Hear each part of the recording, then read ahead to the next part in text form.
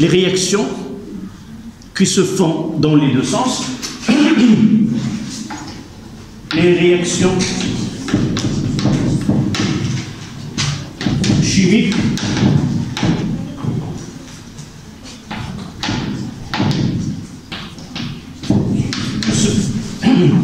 qui se font dans les deux sens.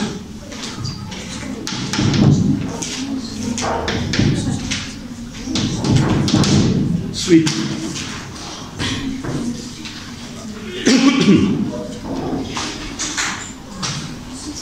Qu'est-ce que nous avons traité dans cette première partie de cette leçon? D'abord, qui peut me donner ceux qui ont été présents ou ceux qui ont essayé de voir la leçon? Quels sont les éléments essentiels de la première partie et quelle est la question qu'on a posée afin de répondre à travers le contenu de cette leçon? Oui?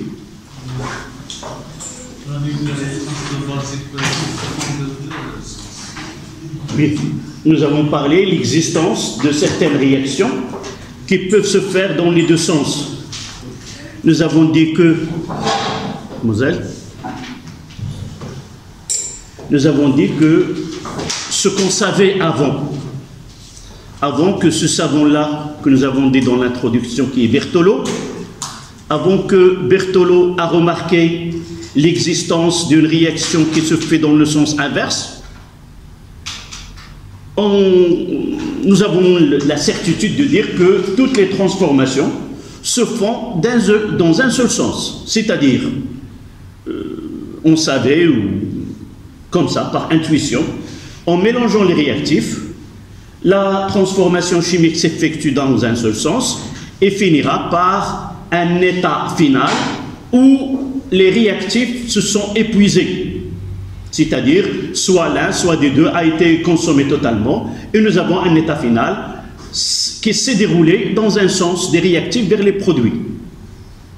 Mais avec ce savant-là, avec cette remarque, elle a pu constater qu'une réaction qui avait l'habitude de la travailler en France se fait dans un sens, mais une fois qu'elle est en Égypte, dans ce lac, elle a constaté que le processus se fait dans le sens inverse. D'accord? Et par la suite, elle a pensé que des réactions peuvent se faire dans les deux sens. Évidemment, pour nous, on va essayer de dire pourquoi les réactions se font dans les deux sens, mais avant de parler des réactions qui se font dans les deux sens, on va parler des réactions qui sont limitées. Donc, pour qu'il se fait dans le sens inverse, elle doit être d'abord limitée. Comment peut-on définir qu'une réaction chimique est limitée? Nous avons un outil mathématique qui est le taux d'avancement. On a défini le taux d'avancement comme étant le rapport de l'avancement final et l'avancement maximum. L'avancement final, c'est quoi? Tout simplement, c'est une grandeur qui se détermine par par une méthode expérimentale, par une expérience, et on doit arriver à déterminer la valeur de cette grandeur. Et nous avons dit que généralement, on ne peut pas déterminer la valeur de l'avancement d'une façon directe, mais par d'autres mesures. Soit mesurer la concentration finale, soit mesurer le volume d'un gaz à l'état final, ou la pression, ou autre. À partir de ces grandeurs-là, on peut définir X final et par la suite atteindre ce taux d'avancement final. Donc n'oubliez jamais que X final, il est toujours relié à une expérience, à une mesure. Soit qu'on vous donne la valeur de la grandeur mesurée, soit qu'on vous donne une courbe sur laquelle on a une grandeur qui évolue avec le temps. Et sur cette courbe, on va essayer de voir que la grandeur là, elle tend vers une valeur qui est constante finale. Et à partir de là, on détermine ce X final. D'accord? Nous avons déjà traité deux cas. Rappelez-vous l'exercice de la conductance. Et de là, on a montré que la réaction, le taux d'avancement à partir de la conductance finale et la conductance maximale. Donc, pour nous, quel est l'objectif de cette leçon? D'abord, faire étudier les transformations chimiques que nous avons et essayer de connaître lesquelles sont limitées et lesquelles sont totales. Ceux qui sont limités, on va donner une explication simple pourquoi ces réactions sont limitées et par la suite, s'il est limité, quel est cet état final et comment on va l'appeler pour différencier de l'état final d'une transformation qui est totale. Et de là, on parle de l'état final lorsque la transformation est limitée, d'un état d'équilibre. D'accord? Un état d'équilibre dans lequel l'existence des espèces chimiques mises en jeu dans sa transformation. Jamais une espèce qui intervient dans sa transformation sera épuisée ou consommée totalement.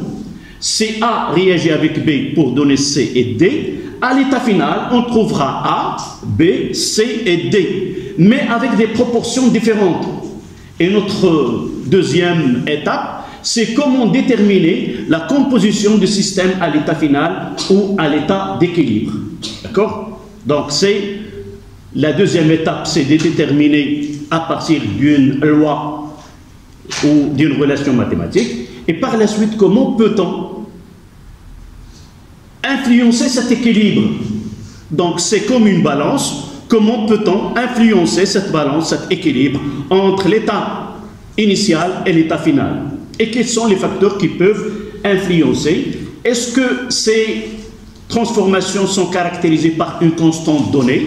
Et comment peut-on attribuer cette constante dans un cas particulier à une espèce ou un couple acido-basique? Je n'ai pas parlé dans cette introduction que toutes les notions qu'on va essayer d'utiliser pour suivre ces transformations limitées sont uniquement pour les transformations acido-basiques. La première partie, elle a concerné les acides, plutôt les oxydants et les réducteurs, c'est-à-dire les réactions d'oxydoréduction. Maintenant, on va essayer d'étudier les réactions acido-basiques.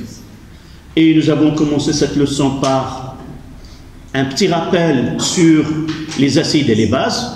Et nous avons dit que les acides et les bases sont des espèces chimiques qui ont une propriété commune, ce qu'on appelle une fonction, c'est elle qui présume, si vous voulez, ou que résume l'activité chimique de ces produits-là. Si nous savons un acide, comment se comporte dans une réaction, nous pouvons généraliser ce comportement à un autre acide. Et les acides et les bases se sont unis dans un couple. On parle d'un acide et de la base conjuguée, ou la base et l'acide conjugué. La définition d'un acide, nous avons dit dans l'introduction, il y a 3 théories. Nous avons choisi la plus simple, celle de Bronsted, qui dit qu'une réaction acido-basique, c'est une réaction au cours de laquelle se produit un échange d'un proton H+, tout simplement. Et pour finir, nous avons défini la notion de pH. Le pH, vous avez ici le potentiel d'hydrogène, ou pour le lire n'importe comment. Ce pH, c'est une technique qui permet de mesurer la concentration des ions H3O+ dans une solution et par la suite en tirer les conséquences. Est-ce que la solution elle est acide, est-ce qu'elle est basique ou est-ce qu'elle est neutre? Et nous avons déjà défini l'année dernière que le pH inférieur à 7, c'est pour les solutions acides, supérieur à 7, ce sont des solutions basiques, et pH est égal à 7, ce sont des solutions neutres. Quelle est l'utilité de pH pour nous dans cette leçon? C'est un moyen de quoi? C'est un moyen de mesure. Pourquoi on va tenter à mesurer le pH d'une solution, à votre avis? Je l'ai dit juste un moment. Pour déterminer la concentration et quel est l'objectif de cette leçon? Je l'ai dit, je viens de le dire. Différencier 2 types de transformation, totale et limitée. Et pour parler de solutions de réaction limitée, on parle de quoi? De taux. Et dans taux, il y a quoi? X final. c'est-à-dire la concentration finale. Et on a besoin d'une mesure. Et c'est pour cela que nous avons introduit le pH. C'est un outil mathématique qui est appliqué dans un domaine donné pour des solutions qui ne sont pas trop concentrées ou trop diluées. Mais pour nous, nous avons la chance de travailler sur des solutions dans lesquelles on applique toujours cette relation mathématique. Toujours. Et c'est une grandeur qui est positive entre 0 et 14. D'accord? Voilà ce que nous avons besoin jusqu'à maintenant. Maintenant, on va essayer de passer à... nous avons fait 2 exercices. Je vous invite à les revoir. Ils sont enregistrés. Peut-être je n'ai pas mis le lien dans le groupe WhatsApp. Je vais les mettre. 2 exercices. Le calcul, surtout le dernier, c'est l'étude d'une solution d'acide benzoïque. D'accord? On n'a pas terminé. On est resté en quelle question? 50. Mais si on n'a pas terminé, et avec vos camarades qui n'ont pas été présents, je vais refaire l'exercice dès le début. D'accord? Ça y est? Vous avez énoncé sur le groupe WhatsApp. Sinon, je vais envoyer la série une deuxième fois, juste un moment. D'accord? Voilà. Donc, vous mettez application.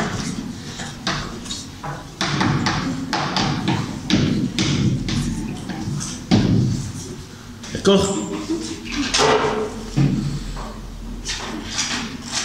L'exercice porte le numéro 3. S'il vous plaît, essayez de prendre le cahier de cours.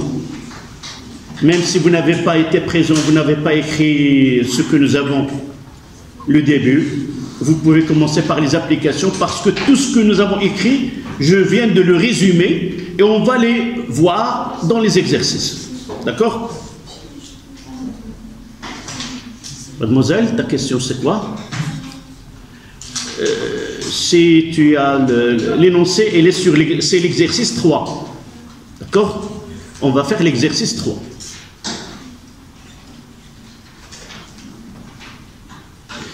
Et à chaque question, je vais essayer de revoir la partie courte de ce qu'on me demande. D'accord? Donc, exercice 3. Une solution S d'acide benzoïque de formule C6 H5COOH de concentration oui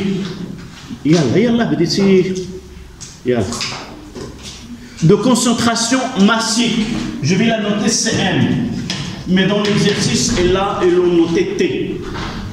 CM 1,22 g litre mondial. Et la mesure de pH a donné la valeur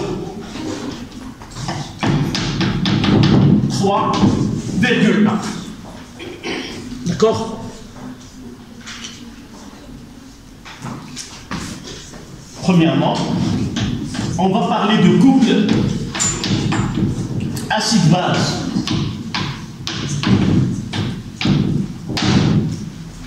Et sur cette première question, il y a des petites questions si vous voulez. D'accord?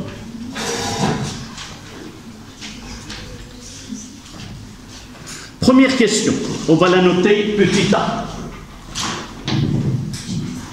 Rappelez la définition d'un couple acide-base. Rappelez la définition d'un couple. Si vous n'arrivez à... c'est difficile de travailler sur le portable. Je vais essayer de lire les questions. Et... d'accord. Donc, premièrement, couple acide-base, petit a, rappelez la définition d'un couple acide-base.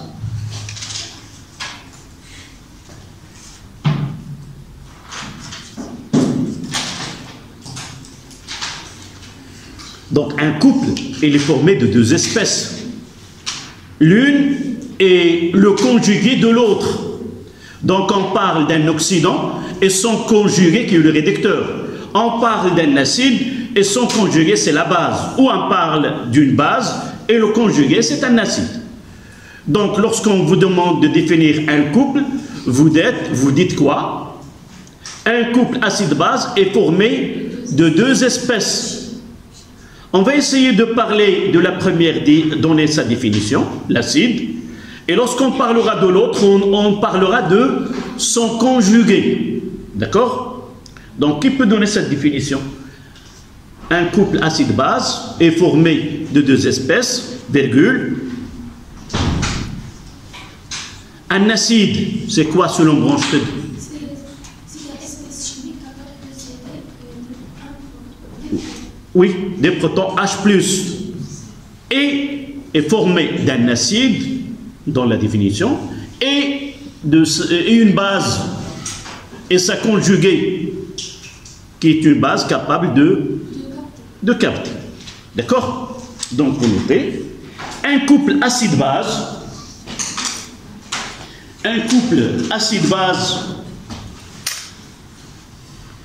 est formé d'un acide,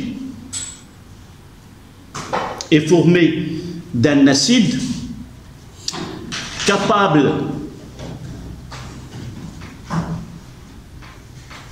de céder un ou plusieurs protons H+, un couple acide-base est formé de deux espèces, un acide qui est capable de céder un ou plusieurs protons plus, et sa base conjuguée. Pourquoi on doit utiliser sa base conjuguée? Parce qu'il peut exister une autre base qui n'a rien à voir avec cet acide. Un couple, c'est formé d'un acide de sa base conjuguée, c'est le résultat, cette base, et le résultat de la transformation au cours de laquelle cet acide va perdre un proton H+. Donc ils sont liés par une réaction chimique. Et sa base conjuguée, capable de capter un proton H+.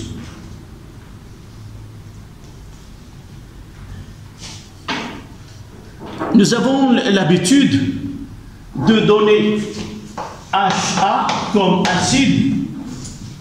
Et voici comment on écrit, c'est A- plus H+. Là, c'est acide. Et là, c'est la base. Évidemment conjuguée. Et entre parenthèses, on va écrire HA sur A-. Le symbole de ce couple, c'est l'acide sur la base. D'accord?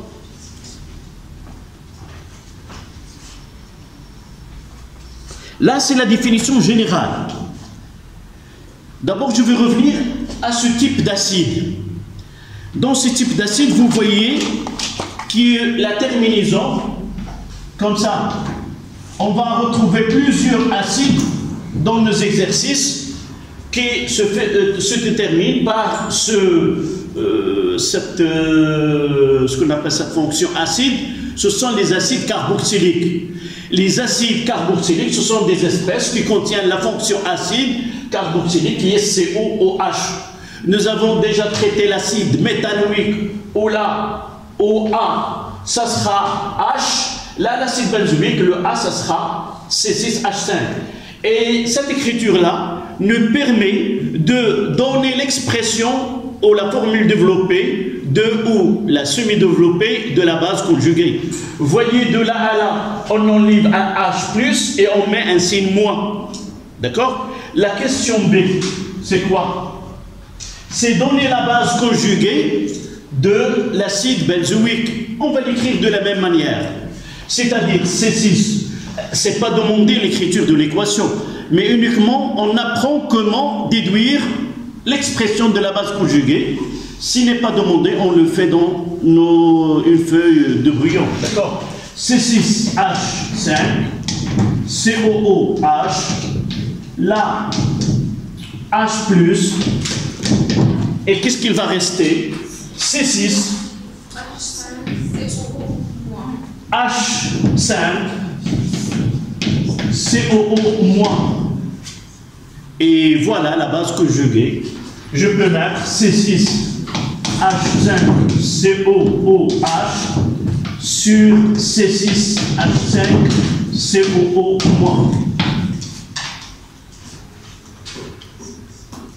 Là, c'est l'acide benzoïque. Là, c'est l'ion benzoate. Ion, c'est pas demandé.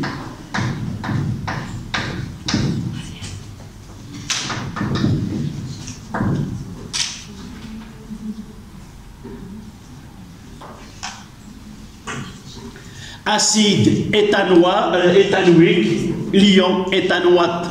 Acide méthanoïque, là-bas c'est méthanoate. Là, c'est ce moins, COO-, ça donne at. D'accord? La terminaison OAT, propanoate, éthanoate, et ainsi de suite. Ce n'est pas demandé ici. On va revoir ces acides vers la fin et on reprend comment nommer ces produits-là. Là, c'était la première question.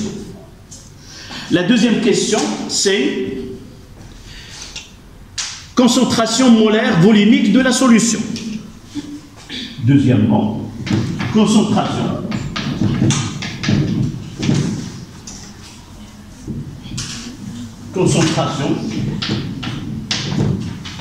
molaire de la solution acide benzoïque.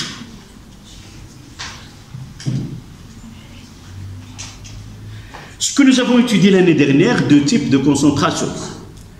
Concentration molaire et son unité c'est mol par litre. Et la concentration massique c'est en grammes par litre. La différence entre les deux, c'est généralement dans les études académiques, on utilise l'unité, la solution molaire, et dans la pratique, généralement, on parle d'unité de la concentration massique. Par exemple, si vous faites un test de glycémie dans le sang, on vous donne le résultat en grammes par litre. Et tout le monde sait qu'un taux de glycémie qui est normal dans le sang est compris entre 0,8, je ne sais pas, ou 1,1 grammes par litre. Donc là, c'est une unité qui est pratique. Pour nous, l'unité que nous étudions, c'est en mol par litre. Mais ça n'empêche pas parfois d'utiliser cette unité qui est pratique et technique. Donc pour nous, on demande de déterminer la concentration molaire à partir de la concentration massique. Quelle est la relation entre les deux? Tout simplement, je vais écrire l'expression de la concentration molaire et l'expression de la concentration massique. Essayez de voir quel est le lien entre ces deux. D'accord? Rappelez-moi de la concentration molaire. C'est C sans mettre rien du tout en indice. C'est la quantité de matière de l'acide sur le volume de la solution dans lequel on a dissous cette quantité de matière. Et je mettrai la C. Et la concentration massique, c'est M, c'est la masse dissoute de l'acide sur le volume de la solution. Le lien entre les deux, là c'est la quantité de matière et là c'est la masse. Nous savons que la quantité de matière peut s'exprimer en fonction de la masse. Donnez-moi cette relation. N est égal, c'est très bien, N de l'acide est égal à la masse de l'acide sur la masse molaire de l'acide. Et là, je peux mettre ici que N de l'acide est égal à la quantité de matière de l'acide fois la masse molaire. Et je vais la remplacer ici. Donc, Cm, c'est quoi? La masse, c'est la quantité de matière de l'acide sur le volume de la solution, fois la masse molaire. Et de là, je tire la relation entre les deux. C'est que la concentration massique est égale à la masse molaire fois la concentration molaire. Peut-être, il vaut mieux de commencer par la concentration et faire la relation, mais là, je dis que la concentration, c'est la concentration massique sur la masse molaire. Et je dois faire l'application numérique. D'accord? Nous avons déjà fait l'application numérique,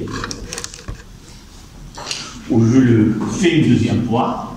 Donc c'est égal, la concentration massique c'est 1,22. Le calcul de la masse molaire nous a donné 122. Je vais l'écrire une deuxième fois. C'est le carbone, j'ai 6 carbones et l'autre c'est 7 fois 12. 6 carbones et un 6, donc 7 fois 12. 5 hydrogènes et 1, ça fait 6 fois 1, plus 6, plus 2 oxygènes, et chacun a une masse de 16, plus 2 fois 16. Vous avez les masses molaires données dans l'exercice. Et ça a donné, c'est égal à 1,22 sur 122, et par la suite c'est égal, c'est 10 moins 2 mol litre moins 1. Voilà.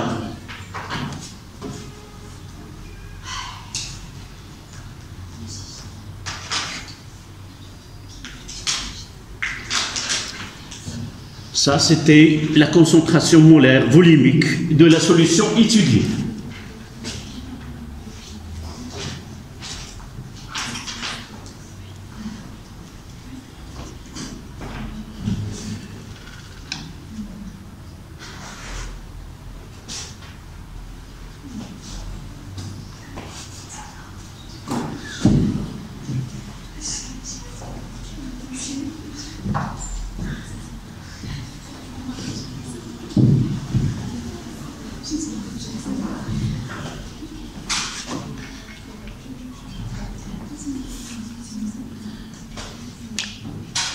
Ça y est?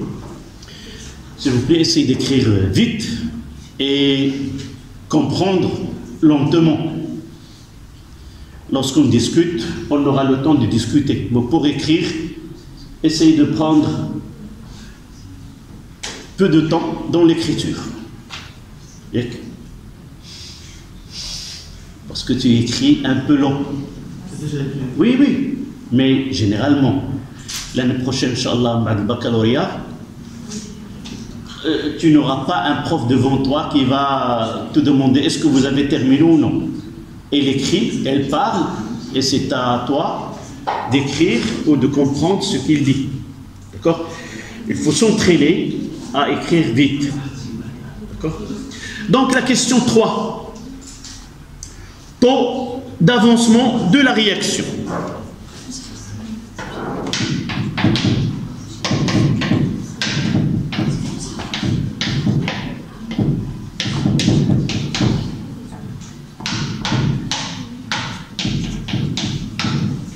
C'est-à-dire cette question 3, vers la fin, on doit déterminer le taux d'avancement. Mais avant cela, peut-être il nous donne certaines questions. D'abord, les données. Le volume, c'est de 100 ml. Mais avant ce volume, petit a, écrire l'équation de la réaction associée à la mise en solution aqueuse de l'acide benzoïque. C'est-à-dire, nous avons pris une masse donnée, là, 1,22 g, et nous l'avons mis dans 1 litre de solution, dans 1 litre d'eau distillée, et le résultat, c'est l'obtention d'une solution d'acide benzoïque. C'est-à-dire, nous avons introduit le C6H6COO5 dans l'eau, et on va écrire l'équation de la réaction. D'accord? On parle de la solution d'acide benzoïque lorsqu'on dissout l'acide benzoïque dans l'eau. D'accord? Donc, A, qui peut me donner cette équation? Oui? C6H5COOH plus H2O. C6H5. il nous donne H3 au plus. Là-bas, c'est déjà demandé, c'est C6, H5, COO moins. D'accord? Là, on ajoute AQ. Là, le type AQ et là, AQ.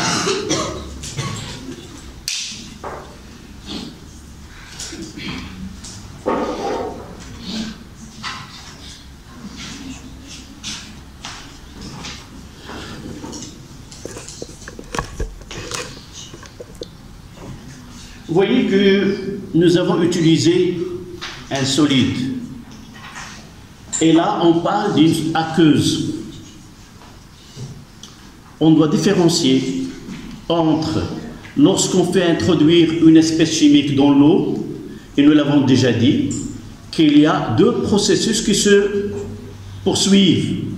La première des choses, c'est quoi?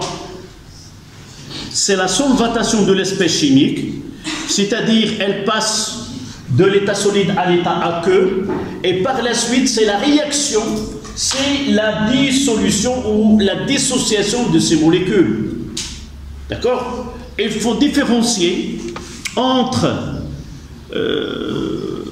l'espèce devient soluble dans le solvant, et la deuxième étape, est-ce que après avoir solvaté cette espèce, est-ce que le solvant arrive à dissocier totalement ces espèces chimiques?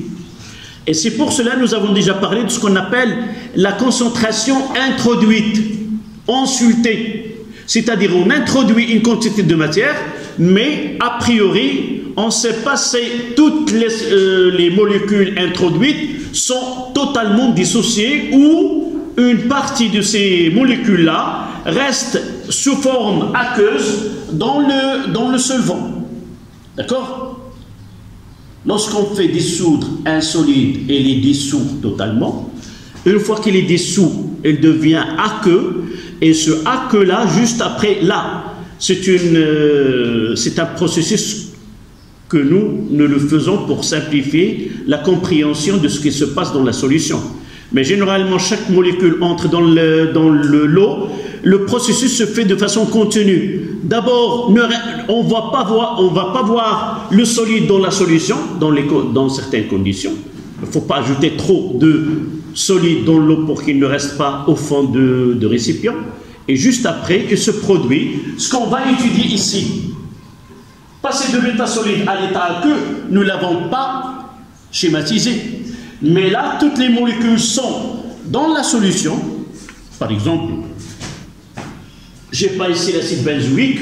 Là, lorsque j'ai dissous l'acide benzoïque, j'arrive pas à connaître vraiment est-ce que toutes les molécules se sont dissociées ou non. Il faut passer à quoi?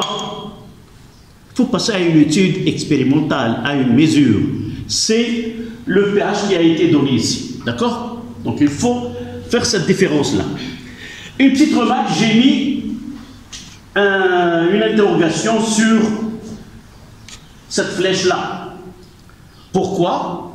Parce que parmi les questions qu'on doit répondre à la fin de l'exercice, c'est dire est-ce que sa transformation elle est totale ou elle est limitée? Pour nous, lorsqu'il est total, on garde la médecine, on enlève ce point d'interrogation. Et lorsqu'il est limité, on va dire, pour la différencier à celle qui est totale, on va mettre deux flèches. C'est-à-dire, limité, c'est du fait que les réactifs vont réagir pour reproduire les produits vont réagir pour reproduire les réactifs. D'accord? On le verra vers la fin de l'exercice. Voilà, c'est l'idée générale de tous les exercices qu'on va traiter. Si vous arrivez à comprendre cet exercice, vous pouvez l'appliquer à n'importe quel exercice. C'est le même schéma, la même tactique de calcul. Calculer la concentration, le couple acide-base, la réaction, table d'avancement, calculer le X final, calculer X maximum, en déduire taux. Quelle est la nature de la réaction? Le plan, il est connu à l'avance. Il suffit de passer d'un exercice à un autre. On parle de l'acide benzoïque, on peut le changer par l'acide éthanoïque, par un autre acide, par une autre espèce. Il suffit d'être acide. Et elle va subir la même loi. C'est ça ce qui est le plus important dans la chimie, dans la physique. Et il y a des règles que l'exercice doit respecter. Et on va les trouver dans tous les types d'exercices qu'on traite. D'accord? Concentrez-vous à comprendre un exercice, comment les choses se font, et vous n'aurez aucun problème avec les autres exercices. Surtout s'ils ont le même plan. D'accord? Pour nous, toujours on a ce plan. Concentration, tableau d'avancement, X final, X max, taux, et par la suite, comme vous voyez sur l'exercice, à la fin, quelle est la nature de sa transformation chimique qu'on étudie. D'accord? Donc, écrire l'équation de la réaction mise en jeu. Puis B, calculer l'avancement maximal qui sera obtenu si la réaction était totale. On raisonnera sur la préparation d'un volume V qui est de 100 ml de la solution. Là, on vous a donné le sens et comment calculer l'avancement maximal. Mais dans certains exercices, on ne vous donne pas cette explication-là. C'est-à-dire, on considère que la concentration, comme si la réaction est totale. On peut vous poser la question simple. Calculez l'avancement maximal de cette transformation chimique. Et vous êtes capable de dire, calculer X maximal, ça veut dire quoi? Ça veut dire qu'on a supposé que la réaction est totale et l'un des réactifs a été, comment? Oui, limitant. Et il existe un réactif limitant dans sa transformation chimique.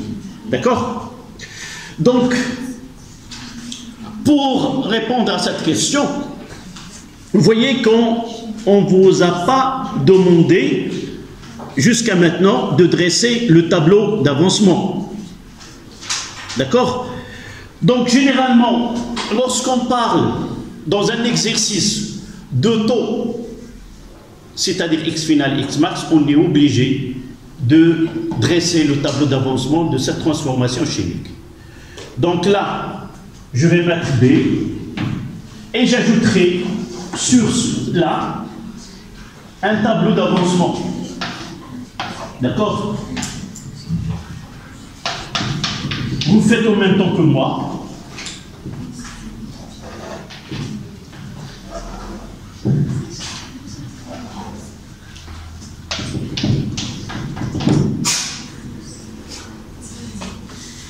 Et dites-moi comment je dois le compléter. Oui. Dans cet exercice, on n'a pas parlé d'une quantité de matière N. C'est-à-dire, on n'a pas dit, on a dit sur une quantité de matière N0 est égale.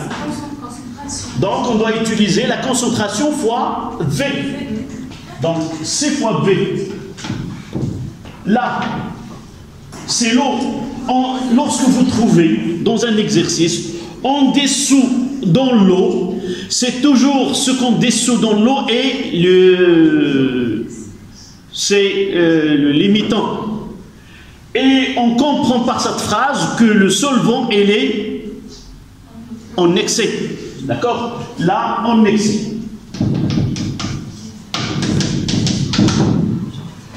Donc là, c'est 0, 0.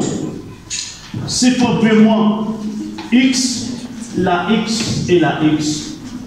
C'est fait B moins X final, X final, X final. Et là, c'est moins XM, XM et XM. Mais, si vous avez l'habitude de dresser le tableau et vous êtes capable de voir devant vous le tableau d'avancement, ce n'est pas obligatoire de le dresser. Par exemple, je peux dire que là, les coefficients sont égaux à A, et puisqu'on dissout l'acide dans l'eau, donc le réactif limitant c'est C6H6OOH, et par la suite je mettrai CV moins XM est égal à 0. D'accord? Mais il vaut mieux de le faire et de le... Peut-être on aura besoin par la suite vers la fin. Et vous allez voir que on aura besoin de ce tableau.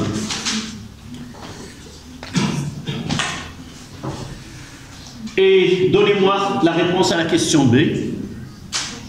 Donc C6, H5, COOH est limitant.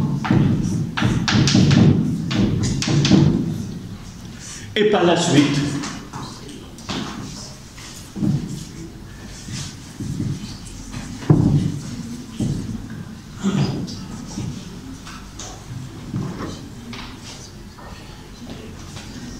X1,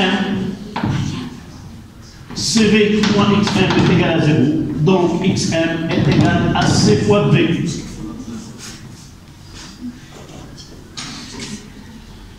C c'était 10 moins 2 fois 200 millilitres, je dois le convertir en litres, c'est 0,2.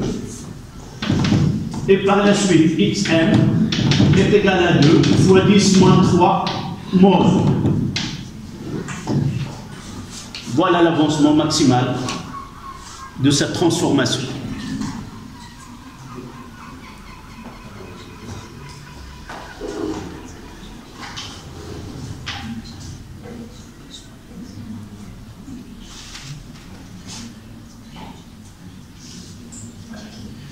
Donc là, si la transformation était totale, alors l'avancement, ça sera 2 10 moins 3 mol.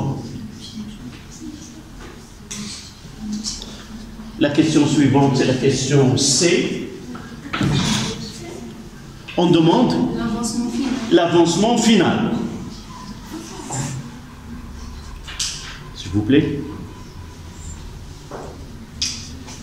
L'avancement final, je reviens, c'est pour cela, il vaut mieux d'avoir devant nous le tableau d'avancement. Et je vois la connaissance de X final revient soit à la quantité de matière et l'état final de C6H6OOH, soit à la quantité de matière de H3O+, soit la quantité de matière de ion benzoate. Et je n'oublie pas que X final, elle est définie à partir d'une mesure. Et je dois revenir au texte et voir quelle est la mesure que nous avons ici.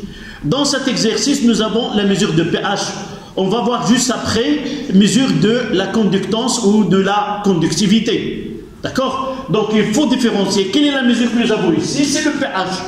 Donc le pH, il est lié à la concentration de H3O+. Et par la suite, c'est là où je dois chercher la concentration, l'avancement final.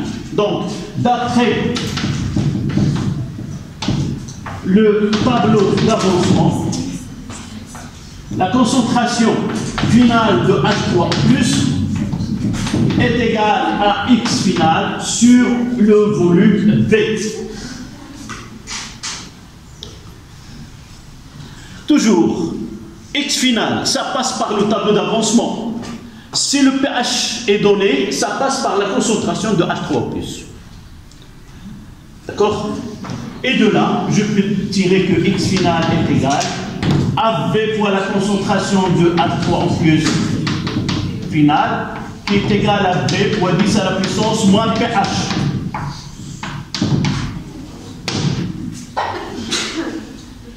Nous avons déjà défini le pH.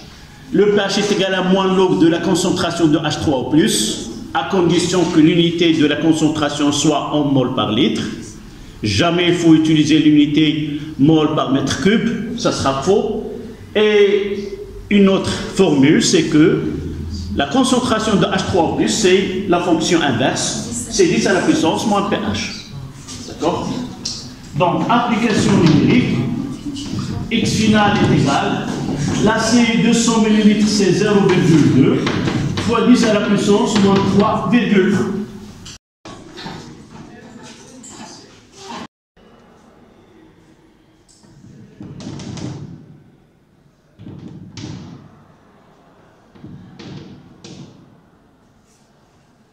(0,2 fois 10 à la puissance moins 3,1) et ça donne 1. C'est 0,08, ça veut dire que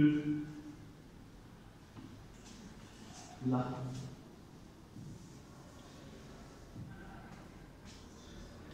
X final, ça ça donne 1,6, 10 moins 4 mol. Et par la suite, 1,8, 10 moins 4 sur 2 de 10 moins 3. Et ça donne 0,08. Donc tout est égal à 8%. Le taux d'avancement, c'est 8%. Ça veut dire que lorsqu'on fait introduire 100 molécules d'acide benzoïque, uniquement 8 ont été dissociées et elle a répondu à cette équation-là. C'est-à-dire on n'obtient que 8 C6 H5CO ou moins. Donc c'est une réaction qui est limitée et non pas totale.